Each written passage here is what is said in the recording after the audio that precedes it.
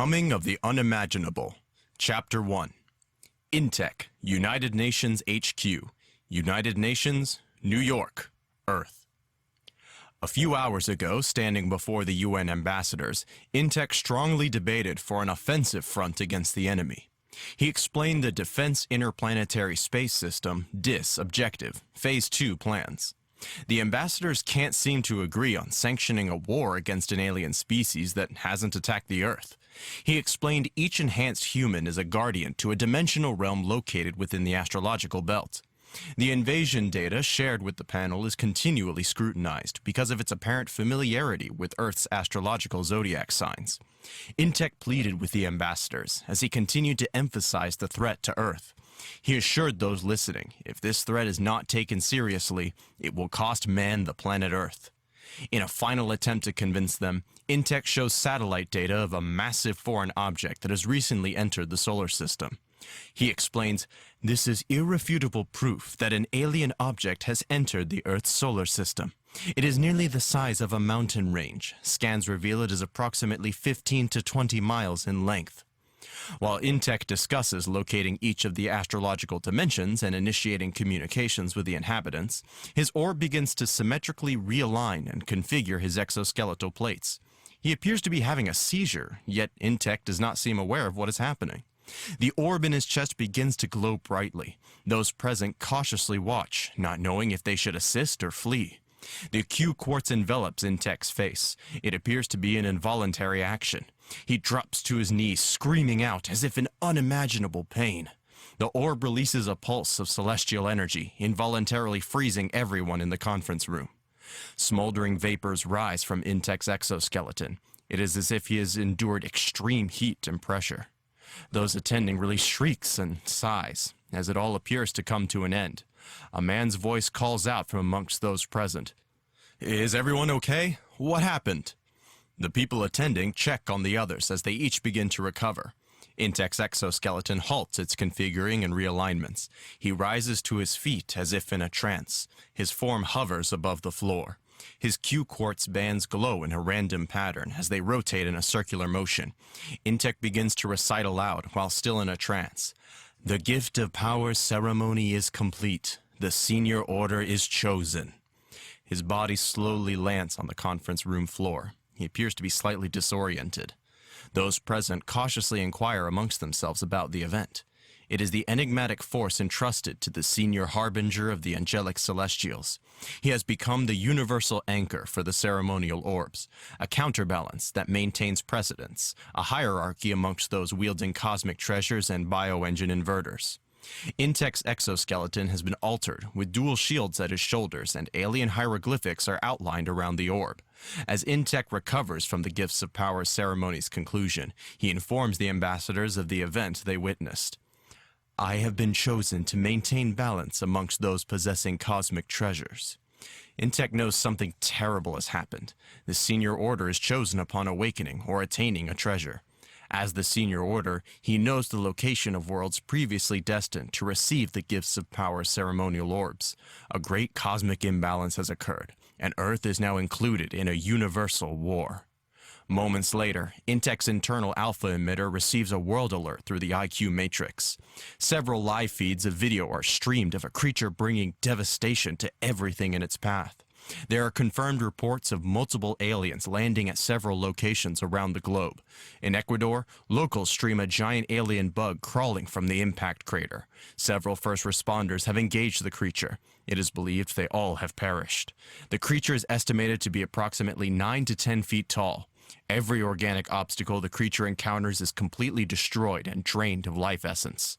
Each creature's trajectory is leading them on a direct path to the newly constructed Titan facilities. Intech accesses a Q-quartz band on his arm and begins a video call. The Q-quartz hovers within arm's length, as if an extension of himself. The IQ matrix is now streaming 3 additional videos of insect creatures defiling Earth's surface.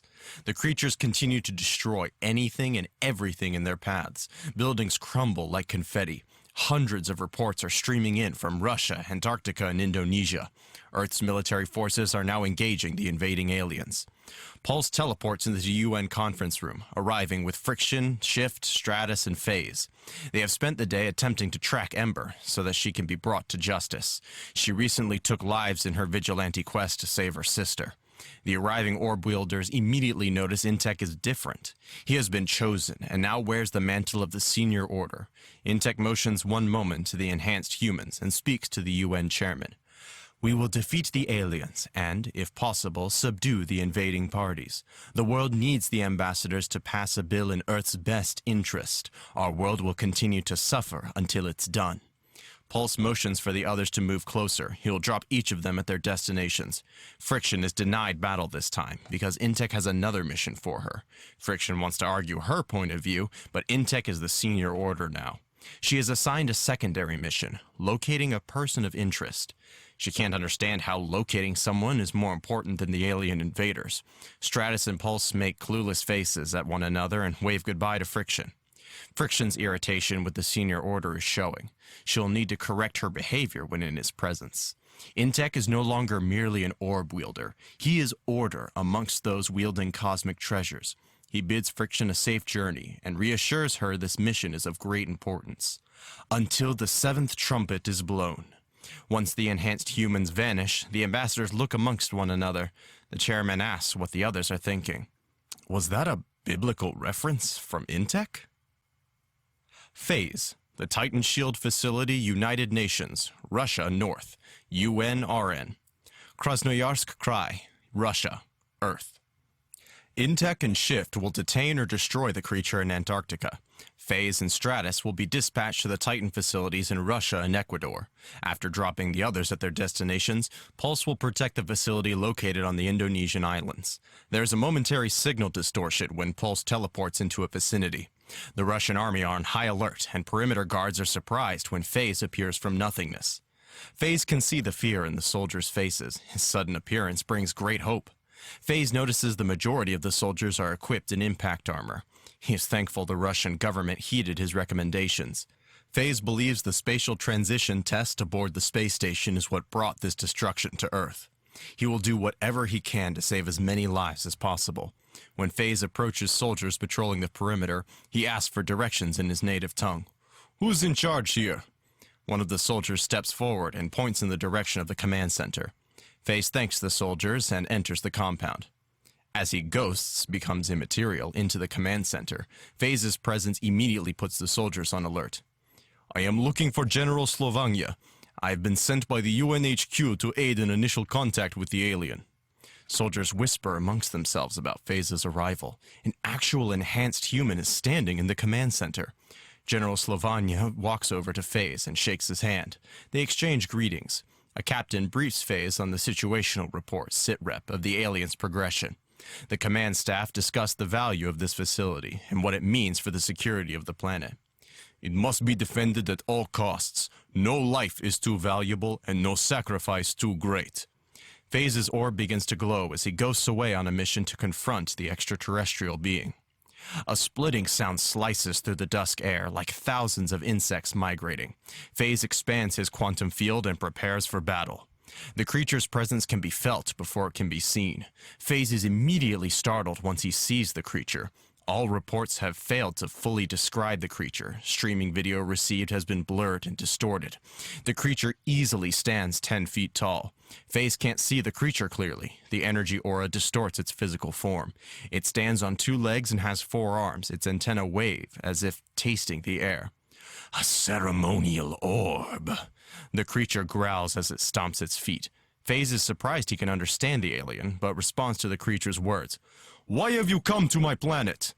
Phase notices the creature's path. Everything in its field instantly decays. The creature snarls its threats. You have taken possession of what is not yours. Phase reflexively adjusts his density and grows to match the creature's size. The beast responds with a loud roar. Phase activates the IQ matrix transceiver and quickly reports his initial contact with the creature. Without warning, the creature attacks. It swings a chainless spiked mace. The mace extends past the distance of the creature's decaying field. FaZe alters his quantum frequency and prepares to counter the enemy. His initial attack doesn't go as planned. The mace smashes into his side. The weapons field causes FaZe's ghost body to revert to normal, sending him crashing into a nearby mountainside. As he shakes off the impact of the weapon, he realizes he's a couple miles away. FaZe holds his side where the weapon struck him. It's numb to the touch, and his exoskeleton is having a difficult time resealing. A shadow alerts FaZe of the creature's impending attack, and he manages to dodge the mace as it decays organic life on impact. While holding his side in pain, he's relieved when the pain begins to subside. FaZe attempts to alter the creature's universal frequency. The discharge dissipates as it strikes the alien's field. FaZe quickly hypothesizes the creature is protected by -0 energy, a theorized particle capable of dispersing kinetic energy. FaZe can hardly believe this creature is intelligent enough to produce the NZ field. His mind ponders the science as he pushes his hands into the ground. With his quantum discharge expanding, FaZe causes the surface to become intangible. Again, the creature is not affected. The surface within its field remains solid. Since engaging the creature, FaZe has not been able to sufficiently halt its rampage. He adjusts his frequency again to increase density and braces himself as he catches the mace. When the mace strikes his hands, a numbing sensation shoots through his arms and hands. Pushing past the initial pain, FaZe strikes the creature in its thorax with the mace. The impact causes the creature to lose its balance. This gives FaZe a chance to deliver a crushing blow to the creature's head. He takes full advantage of the opportunity and buries the creature's head into the ground. A sudden feeling of dizziness overcomes FaZe. He believes the creature's NZ field drains his power. Weakening fast, FaZe discards the mace and drags himself from the creature's field. As FaZe puts space between him and the creature, the ambient energy slowly recharges his heart. When FaZe hears a loud roar behind him, he turns to face the creature. Believing he bested the creature, he discarded the mace. As FaZe regains his strength, he continues to evade and attack the creature. Ripping a boulder from the ground, he increases the density and throws it at the creature. The boulder strikes the invader's energy field and loses all momentum. Nothing, FaZe thinks to himself. Intech Shift. Titan Shield Facility, United Nations, Antarctica South, UNAS. -78.617716 by -86.044368. Antarctica, Earth. Intech and Shift are left to defend the Titan facility located in Antarctica. Pulse and Stratus vanish from sight en route for alternate locations needing protection. Upon arrival in Antarctica, Intech runs into the facility as Shift transforms into an eagle and takes flight. She is ready to defend her world from any creature that would invade.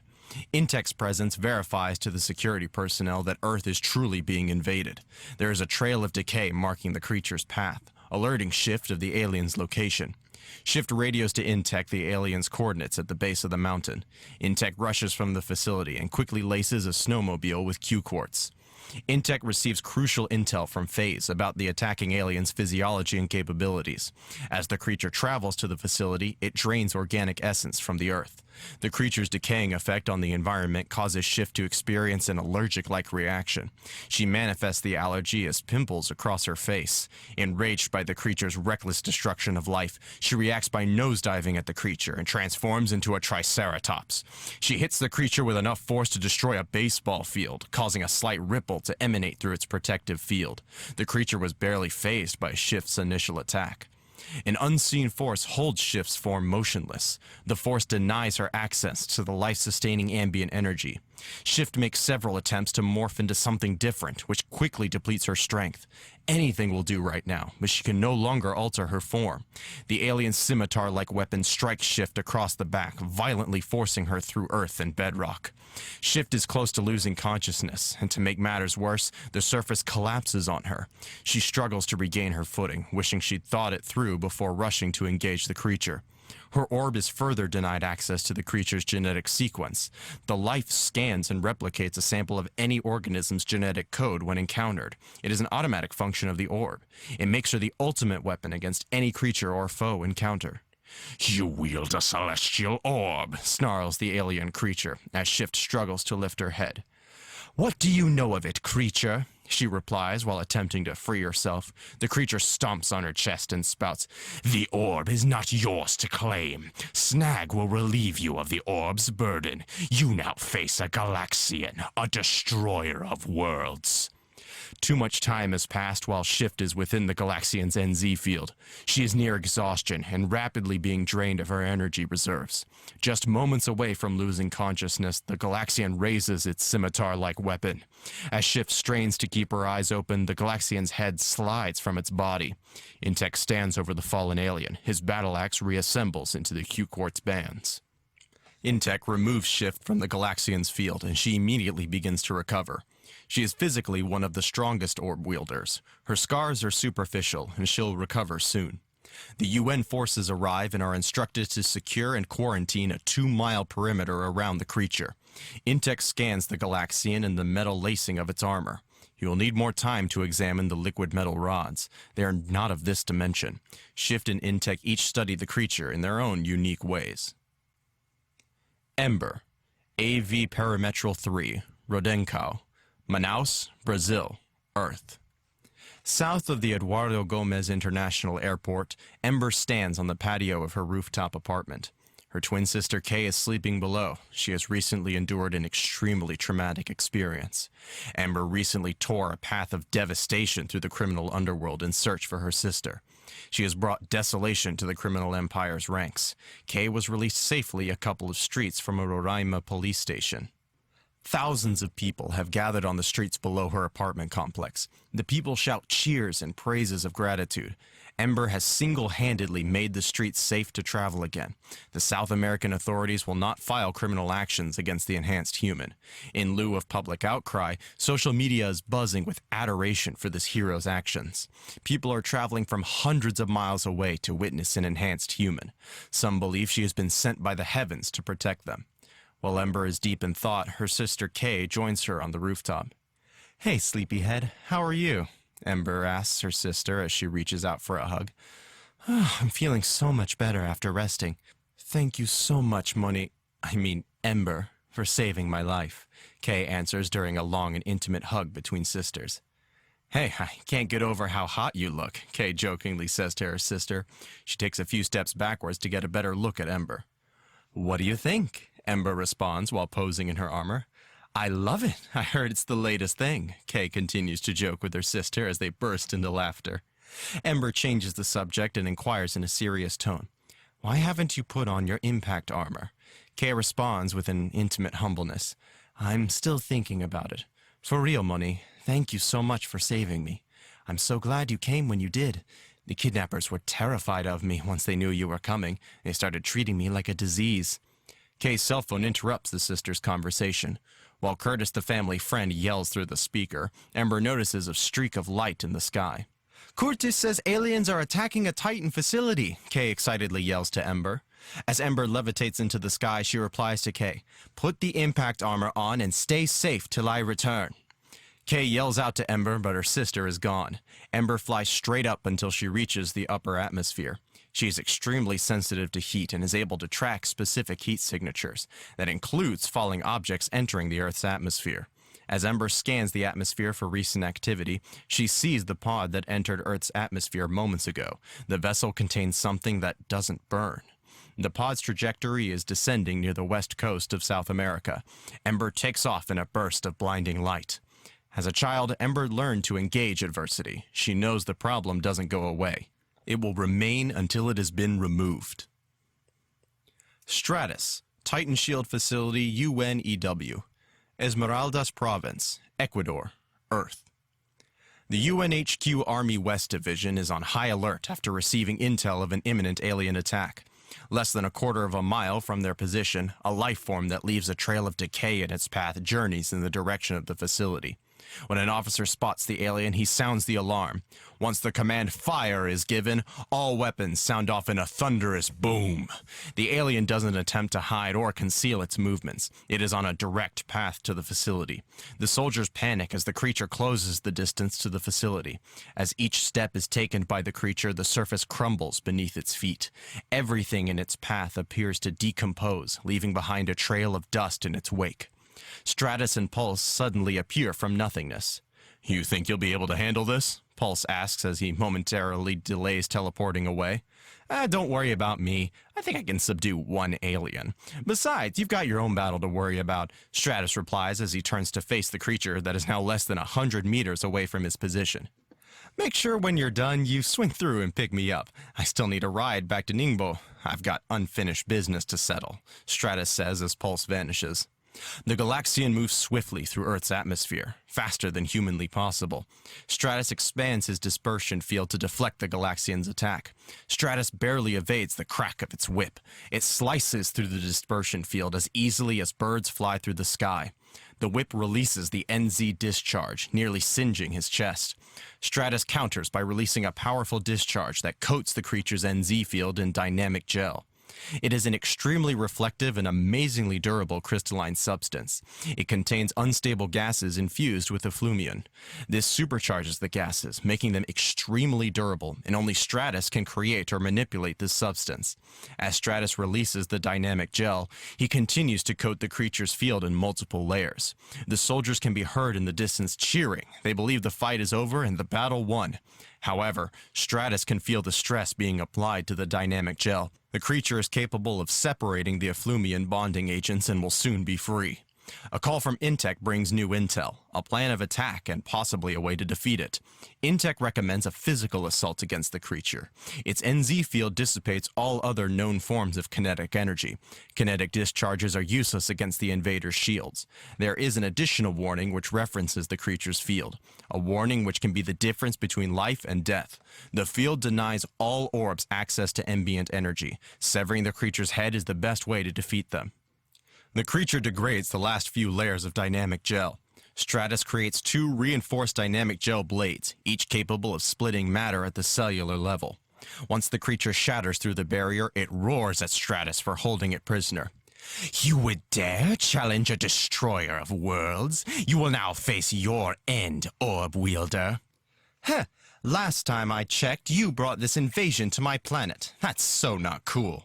Ember interrupts as she arrives at the scene. While Ember points wholly at the invader, Stratus mumbles under his breath. Ember, the reclusive one. The Galaxian charges Stratus and Ember's position. They are all that stand between it and the Titan shield. Pulse, Titan shield facility UNIE, West Sumatra, Indonesia, Earth. Particles ignite with the release of energy and expands as the electromatter beacon clears space for Pulse's arrival. An alien invader stands poised and prepares for battle.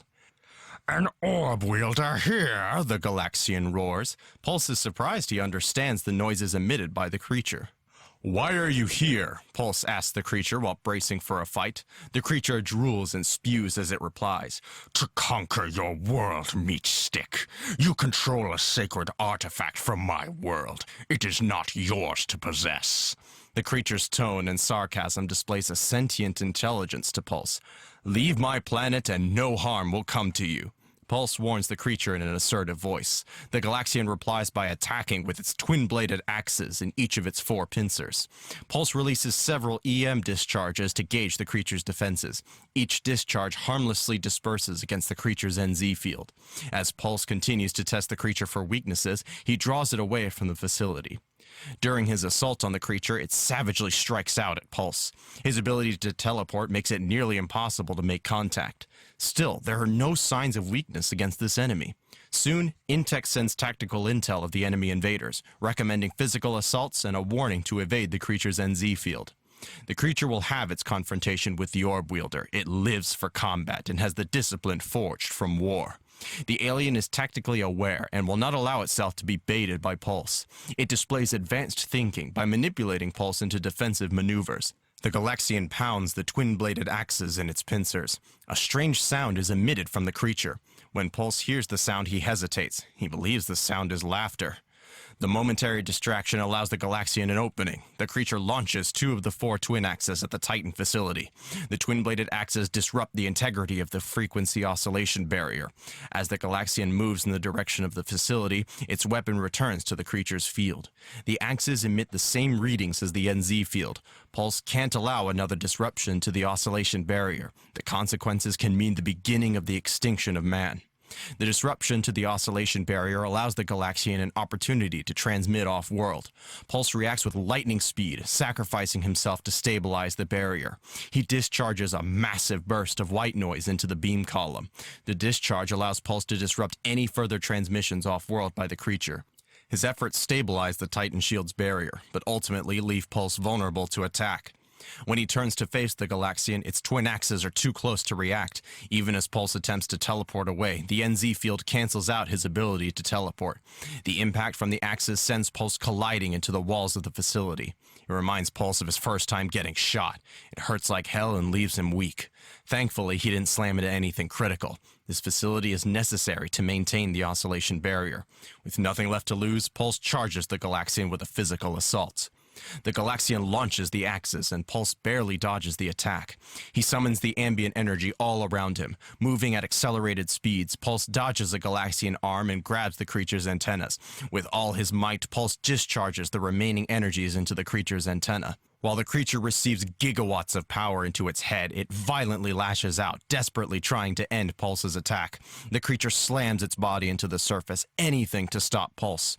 Its screams bombard Pulse with a disorienting sound. He continues to hold the creature's antennas with all his might. The alien's antennae modulator explodes, allowing Pulse to get a better hold of the creature. Too much time in an NZ field causes death. Pulse was close to losing consciousness. The creature is eventually able to grab Pulse and continually strikes him with earth-shattering concussion. Pulse continues to endure the creature's wrath as he discharges the last of his power. The alien's NZ field quickly robs Pulse of his remaining energies. Soon he'll have nothing left to fight with. A few more concussive punches and Pulse begins to experience momentary blackouts. He never lets go of the creature's antennas, even when he is thrown free of the creature's NZ field. Moments later, Pulse opens his eyes. He can barely believe he survived the encounter. He stays clear of the Galaxian as the energy slowly regenerates. The Galaxian achingly screams out threats and warnings to Pulse. I will remember you, Orb Wielder. You have done what no other has. I will make you suffer as no other can. You will die, Orb Wielder, for this treachery. The Bahkrata will savor the essence that your planet provides. The creature has experienced critical injuries. Its neck is broken and it's partially blind.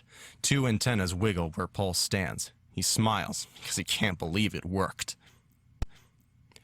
Commander Trimble, Command Center, Optic Canal of Muerg, Ventura, Recon Muerg, Crater of Moon.